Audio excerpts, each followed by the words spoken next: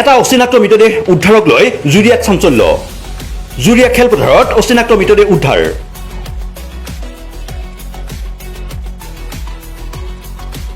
কোনো দুষ্ট চক্ৰই হত্যা কৰি খেলপথাৰত পেলাই থৈ যোৱাৰ সন্দেহ যুৱকজনৰ মৃতদেহ প্ৰত্যক্ষ কৰি স্থানীয় ৰাইজে খবৰ দিয়ে আৰক্ষীক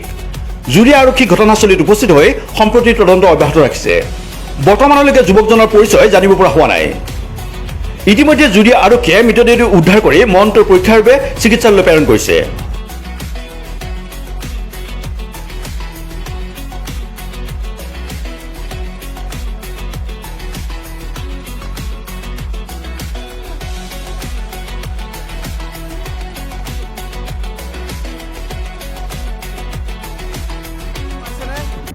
নাই কোনেও চিনি পোৱা নাই এইটো একচুৱেলি আমাৰ জুৰিয়াৰ অঞ্চলৰ নহয়